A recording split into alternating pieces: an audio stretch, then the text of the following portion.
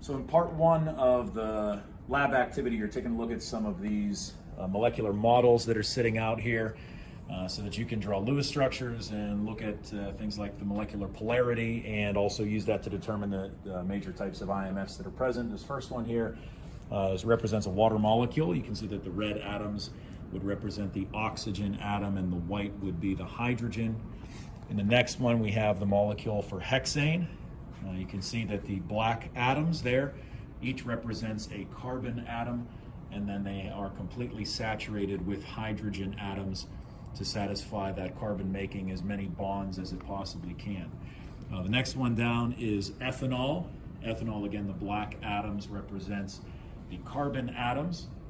There's an oxygen atom and a hydrogen atom there on the end as well. And then the last one, this fourth one, is the molecule for acetone.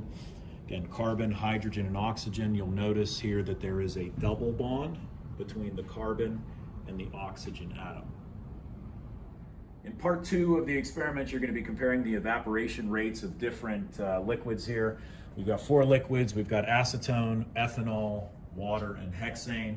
Presently, we have some paper towel that is wrapped around the end of a thermometer so that we can make sure that that thermometer is completely surrounded by that liquid as it evaporates. What we're going to do is we're going to pull each of those 4 thermometers and let them overhang the edge of the countertop here so they're completely surrounded by air, therefore can evaporate more efficiently. We're going to take an initial temperature reading once they're pulled and then take a temperature reading every 30 seconds for the next 8.5 minutes here. Pull past them. We'll try to get these out as quickly as possible. I want to make sure that I'm not covering up my markings on my thermometer. I want to be able to read that initial marking. Being sure to estimate that digit in between the graduation marks. I want to record all known digits plus 1 estimated digit. Temperature may also already be starting to change in some cases. Here comes the water. So once we bring those out, we want to make sure we get an initial temperature reading. And then the hexane.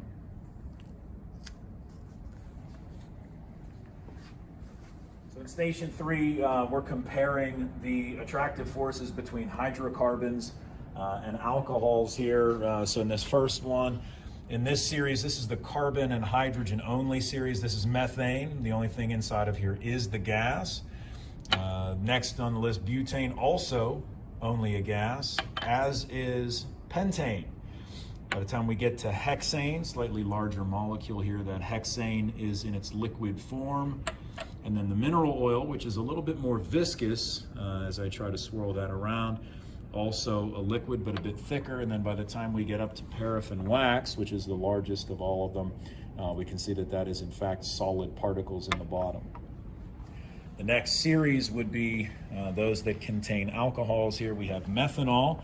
Methanol is a liquid at room temperature, followed by ethylene glycol, also a liquid, a little bit more viscous as I try to swirl that around, followed by glycerol, which is even more viscous compared to the 2 that preceded it, and then glucose, which we can see here, pouring almost like corn syrup, okay, very thick. In the next part here of the experiment, we're going to be comparing the viscosities of different liquids based on how long it takes a marble to pass from one end of this test tube to the other once that test tube is inverted. We've got ethanol here. We've just used some food coloring to color it red so that we can distinguish that from the others. We've got water also.